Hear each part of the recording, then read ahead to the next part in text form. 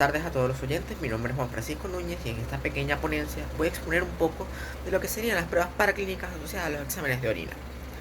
Debemos tener en cuenta que para mejorar la rentabilidad de estos exámenes se han ideado, por así decirlo, diversas pruebas que apoyan o mejoran la obtención de ciertos diagnósticos que podemos obtener a partir de esta sustancia.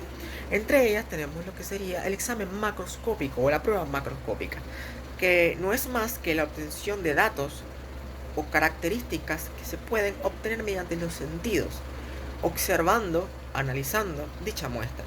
Entre ellas tenemos el color, el olor, la consistencia e inclusive podemos obtener mediante estas características las presencias de ciertas anomalías o elementos que podemos encontrar dentro de la orina como tal, ya sea sangre, sedimentos, entre otros.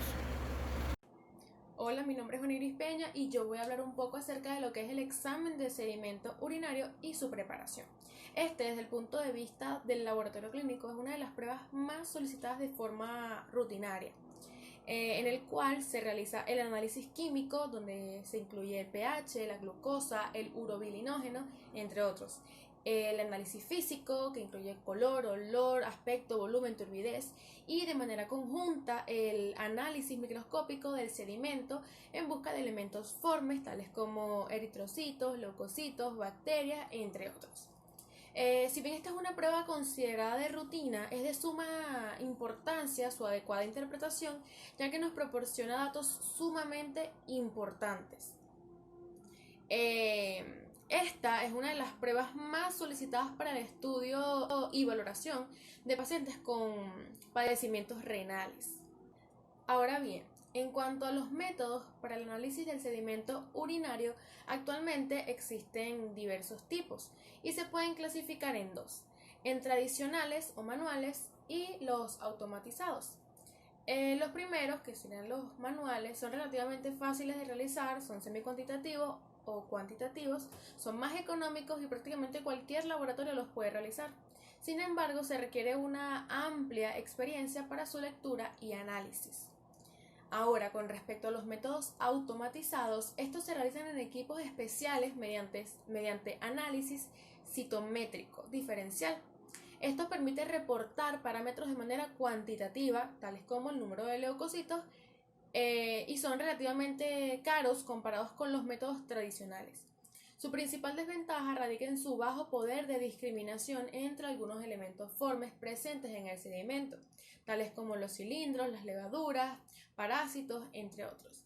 Y este no debe sustituir al análisis microscópico tradicional, en el cual se pueden identificar prácticamente todos los elementos formes de utilidad diagnóstica, tales como células epiteliales, eritrocitos, leucocitos, cilindros, cristales, entre otros. Para la adecuada obtención y preparación de una muestra de orina, es necesario tomar en cuenta algunos aspectos importantes, con la finalidad de obtener un análisis representativo y fehaciente del mismo. La orina se debe recoger siempre en un recipiente perfectamente limpio y deberá examinarse dentro de las primeras 2 horas luego de la micción, por lo cual es fundamental documentar la fecha y la hora en la que se recolectó la muestra. Adicionalmente, la orina puede ser recolectada por micción espontánea, técnica de chorro medio o cateterismo estéril. La técnica para el análisis del sedimento urinario es la siguiente. Se deben colocar 10 mililitros de orina en un tubo para uroanálisis o, en su defecto, en un tubo de ensayo limpio. Enseguida se debería centrifugar a 3.500 revoluciones por minuto durante 3 minutos. Posteriormente, se debe decantar el sobrenadante y resuspender el sedimento mediante agitación mecánica o manual. Se debe colocar una gota sobre un portaobjetos limpio, extendiéndolo de forma homogénea y finalmente colocar un cubreobjetos limpio y observar en el microscopio convencional. Buenas tardes, mi nombre es Nardis Kevin. En este video estaremos hablando sobre la interpretación de las muestras de orina. Propiedades como el color, el olor y la cantidad de espuma pueden ser la clave a la hora de la correcta interpretación de lo que sería nuestra muestra de orina y así poder detectar diferentes tipos de patologías. La orina amarillo claro está asociada a la orina color normal y está proporcionado por el componente de la orina llamado urobilina. En cuanto a la tonalidad más o menos clara del amarillo, variará en función de la cantidad de agua que hayamos consumido en el día. Y hay un dato a tomar en cuenta es que si la orina es muy clara sin haber bebido una cantidad considerable de agua, puede estar asociada a señales de diabetes. Por otro lado, la orina anaranjada puede ser debido al consumo de zanahorias o remolachas y también puede indicar algún tipo de problema en el hígado, por lo que siempre es considerable o recomendable ir al médico. La orina azul verdosa también puede estar asociada a lo que serían los alimentos y a las tonalidades de los espárragos o algún tipo de colorante alimenticio, pero por otro lado también puede ser originada por algunas bacterias que pueden producir infecciones en la orina. La orina color café está asociada a lo que sería la deshidratación intensa o algunos problemas hepáticos. La orina color rosada o rojiza también está asociada a algún tipo de alimentos, pero también la causa puede ser el ejercicio físico intenso, puede ser indicativo de presencia de sangre en la orina o de piedras en el riñón, y unas causas más peligrosas como lo serían el cáncer de vejiga o de la vía urinaria. La orina con un fuerte olor usualmente sugiere lo que sería una infección urinaria.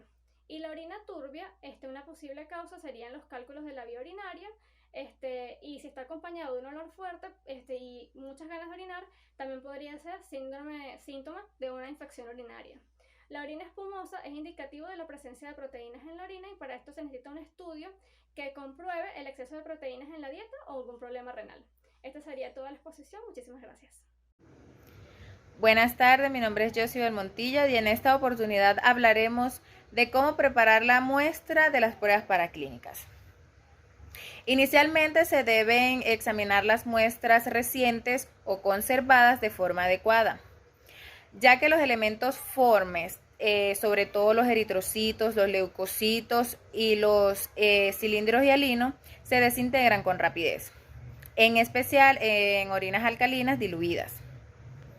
También tenemos que tomar en cuenta que la refrigeración puede causar una precipitación en los uratros y fosfatos amorfos y otros cristalos no patológicos que pueden enmascarar los elementos del sedimento de la orina. Sin embargo, calentar la muestra a 37 grados Celsius antes de centrifugarla puede disolver algunos de estos cristales. La muestra limpia del chorro medio minimiza la contaminación extrema del sedimento. Es por ello que, así como sucede en los exámenes físicos y químicos, que las muestras al azar pueden causar lecturas de falsos negativos. Es por ello que se toma precaución de mezclar de forma exhaustiva las muestras antes de centrifugar una porción en los tubos de centrífuga. Volumen de la muestra. Se centrifuga la cantidad estándar de orina, que por lo general va entre 10 y 15 ml en un tubo cónico. Esto proporcionará un volumen adecuado para tener una muestra representativa de los elementos presentes en las muestras. Con frecuencia se utiliza un volumen de 12 ml, ya que en esta cantidad se sumerge con facilidad las tiras reactivas de parámetros múltiples y que también los tubos de centrífugas tapados vienen calibrados a este volumen. Si no es posible obtener una muestra de 12 ml, como sucede en los pacientes pediátricos, el volumen de la muestra debe ser anotado en el formulario del informe. Esto le permitirá al médico corregir los resultados si es necesario. Aunque en algunos laboratorios prefieren hacer este tipo de corrección antes de hacer el informe. Por ejemplo, si se recolectan 6 ml de orina, el resultado debe ser dividido en 2. Gracias. Buen día, mi nombre es Kelvin Irigoyen y vengo a hablar sobre centrifugación. La velocidad de la centrífuga y el tiempo en los que se centrifugan las muestras deben ser uniformes. La centrifugación durante 5 minutos a una fuerza centrífuga relativa de 400 produce una cantidad óptima de sedimento con la menor posibilidad de dañar los elementos. Para corregir las diferencias en los diámetros de los cabezales de la centrífuga se usa RCF en lugar de las revoluciones por minuto, que es RPM. La calibración de la centrífuga debe realizarse en forma sistemática. El uso del mecanismo de frenado para disminuir el tiempo de parado causa la ruptura del sedimento antes de que se produzca la decantación y debe hacerse para evitar los aerosoles biológicos peligrosos. Todas las muestras deben centrifugarse en tubos tapados. Preparación del sedimento. Después de la decantación debe quedar en el tubo una cantidad uniforme de orina y de sedimento. Los volúmenes normales son de 0.5 a 1 mililitros, son los que se usan con mayor frecuencia. El volumen de orina centrifugada dividido por el volumen de sedimento es igual al factor de concentración, que en los ejemplos procedentes es de 24 y 12 respectivamente. El factor de concentración del sedimento se relaciona con la probabilidad de detectar elementos que estén presentes en cantidades bajas y se usan cuando pretende cuantificar el número de elementos presentes por mililitro. Para mantener un factor de concentración de sedimento uniforme, la orina debe aspirarse en lugar de verterse, a menos que se especifique de otro en el sistema comercial en uso. Algunos sistemas proveen pipetas para este propósito. Las pipetas también se usan para suspender el sedimento y transferirlo por objetos. Buenas tardes, mi nombre es Azaray Calderón. Voy a hablar sobre las tinciones del sedimento. Cuando se utilizan tinciones, aumenta la visibilidad global de los elementos del sedimento, que se examinan en el microscopio porque cambian su índice de refracción. En cuanto a las tinciones para lípidos, a través de la membrana glomerular da por resultado la aparición de gotas de grasa libres que contienen lípidos en el sedimento urinario. Las tinciones para lípidos Red Oil y Sudan 3 pueden usarse para confirmar la presencia de estos elementos. En cuanto a la tinción de Gram, se usa sobre todo en la sección de microbiología para diferenciar las bacterias Gram negativas o Gram positivas. Su papel en el análisis de orina es la identificación de cilindros bacterianos. La tinción de Hensel. Los leucocitos que se observan en el sedimento urinario casi siempre son neutrófilos asociados a infección microbiana. Sin embargo, en los casos de inflamación renal se observan eosinófilos. La tinción preferida para eosinófilos urinarios es la tinción de Hensel. En cuanto a la tinción con azul de Prusia, después de episodios de hemoglobinuria, pueden observarse gránulos amarillos en las células epiteliales de los túbulos renales flotando en el sedimento de la orina. Para confirmar que dichos gránulos son de hemosiderina, se realiza esta tinción que tiñe los gránulos de color azul. Muy buen día, mi nombre es Alexander Centeno, estudiante de la asignación Citología 2. A continuación daré un breve resumen de lo que es como tal el citodiagnóstico urinario. El citodiagnóstico urinario es un procedimiento que ha mostrado su eficiencia en el diagnóstico inicial del carcinoma urotelial, sobre todo en los de alto grado y en seguimiento de pacientes que han sido intervenidos por dicha patología. El papel que desempeña el citotécnico o el citotecnólogo en el citodiagnóstico urinario es importante, ya que a la tarea de la citopreparación de las muestras se añade la observación microscópica de los extendidos citológicos. Entre los aspectos que pueden resaltar de interés el citotécnico sobre el citodiagnóstico urinario, cabe mencionar los procedimientos de obtención y los tipos de muestra en citología urinaria, las técnicas de procesado de muestras en citología de orina y la unidad de los biomarcadores en el diagnóstico del carcinoma urotelial. Muy buenas tardes, mi nombre es Alejandra Barrientos y en los próximos minutos les hablaré sobre un ionograma. Primero que nada, un ionograma o análisis de electrolitos en sangre o orina. En este video nos enfocaremos en la urea de orina. Son aquellos exámenes o estudios que nos ayudan a determinar la cantidad de electrolitos presentes en orina.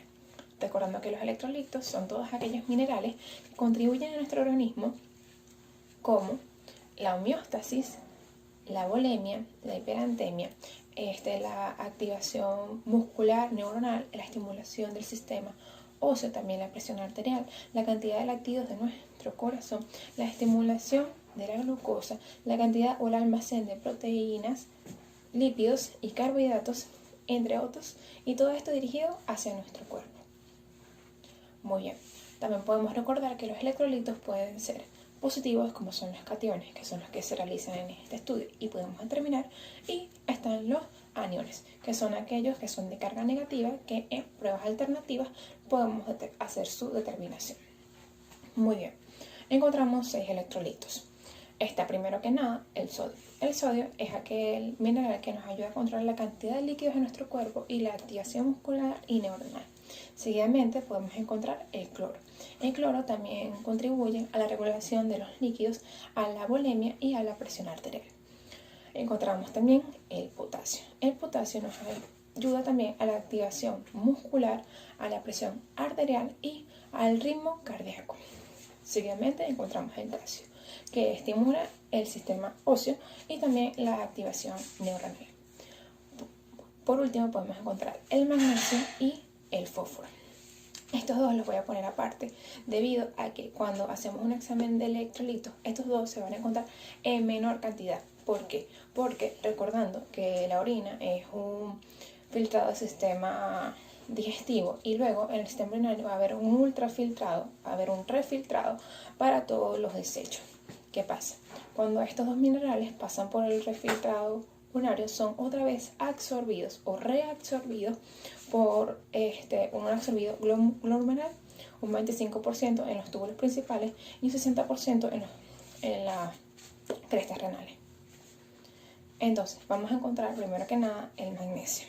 El magnesio, que se va a encargar del control de glucosa, también va a estimular la activación muscular y la presión arterial. Luego encontramos el fósforo.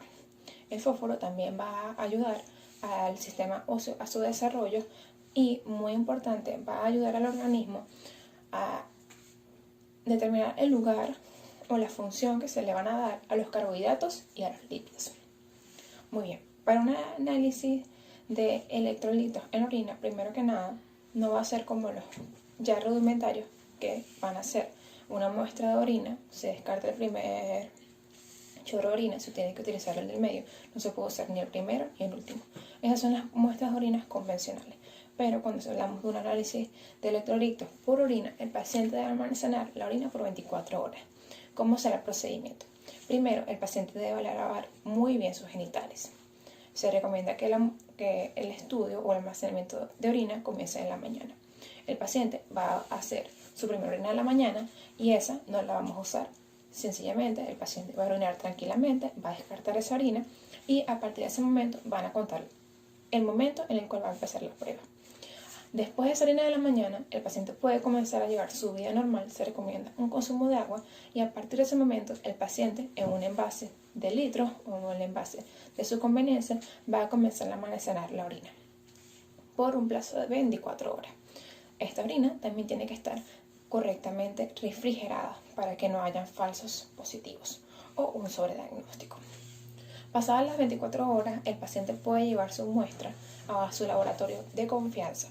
Allí se va a analizar desde su color, su aroma, la cantidad de pH, si es ácida, si es básica, y se le van a realizar toda la cantidad de electrolitos presentes en esa orina, que normalmente, convencionalmente, un adulto puede orinar 1,5 litros por día, depende de cuánto líquido consuma el paciente.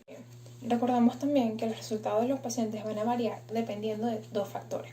Primero que nada, la edad que el paciente posea. Los resultados no serán idénticos al de uno pediátrico, al de un adulto o al de un paciente de la tercera edad. Y el segundo factor que nos tenemos que tener muy en cuenta es la dieta y la nutrición que el paciente posee, debido a que efectivamente en nuestro organismo podemos encontrar muchos electrolitos. Sin embargo, la dieta también nos brinda más electrolitos a nuestro organismo, haciendo que estos aumenten o disminuyan, debido a que si una persona es vegana y no toma las suficientes vitaminas, sus electrolitos no van a estar en constante rotamiento y no se van a incrementar o no se van a rotar. Posiblemente los resultados de estos pacientes sean de electrolitos bajos cuando estos no consumen vitaminas. Sin embargo, si un paciente lleva una dieta dentro de lo normal, que nosotros hablamos 3 comidas, una merienda entre el desayuno y el almuerzo y la cena, y consumo bastante agua, recordando también que el agua no posee electrolitos, va a tener unos exámenes dentro de los valores normales. También tenemos que recordar que los resultados o los valores normales van a variar dependiendo de cada laboratorio, dependiendo de cada retroactivo que estos se usan. Sin embargo, hay unos parámetros dentro de los cuales está lo normal. Las unidades también van a variar. Están el mismo mol por 24 horas, que es milimésima de mol por 24 horas. Y también está miliequivalencia por litro. Muy bien, en los 6 electrolitos podemos encontrar el sodio, que va a haber de entre los 135 y los 145 mmol por 24 horas, o M equivalencia por litro. Luego encontramos el calcio, que va a estar entre los 97 y los 107 mmol por 24 horas o m equivalencia por litro. Luego vamos a encontrar el potasio, que va a ir desde entre los 3,5 a 4,5. Seguidamente encontramos el calcio, que va a estar entre los 4,5 a 5,5. El magnesio y el fósforo, que van a estar ubicados entre los 1,5 y 2,5. Recordando también que estos valores van a ser bajos debido a que habrá una reabsorción glomerular. Bien, ¿qué pasa cuando el paciente posee estos valores más alterados, más altos? Por ejemplo, si está remitido por el nefrólogo, podemos sospechar de que el paciente posee un problema renal. Si efectivamente los resultados, por ejemplo, del magnesio y del fósforo salen por encima de los valores, que son 2 electrolitos que normalmente son reabsorbidos en el riñón por una reabsorción glomerular, se sospecha de un problema renal. ¿Qué pasa, por ejemplo, si el paciente posee los electrolitos por debajo? Pueden ser muchos los factores, desde la dieta hasta lo que consumen, e incluso también puede ser un problema glomerular o problemas renales. Va a depender de cada uno de los electrolitos y sus resultados. Recordemos también que también se puede hacer un electrolito por sangre para tener una correlación dependiendo a la volemia, la cantidad de plasma o suero sanguíneo, en este caso que vayamos a obtener, y el sedimento sanguíneo. También podemos hacer las pruebas de electrolitos iónicas, que son los electrolitos iónicos, que son los negativos, para tener una correlación médica para un diagnóstico más certero y para la que efectividad sea alta. Gracias. Soy Francis Jiménez y le voy a hablar sobre el cultivo microbiológico en orina. Un cultivo microbiológico es un medio especializado en el crecimiento de un microorganismo en cuestión. En cuanto a los cultivos microbiológicos en orina, consiste en realizar un 50avo de dilución de orina. ¿Cómo se realiza esto?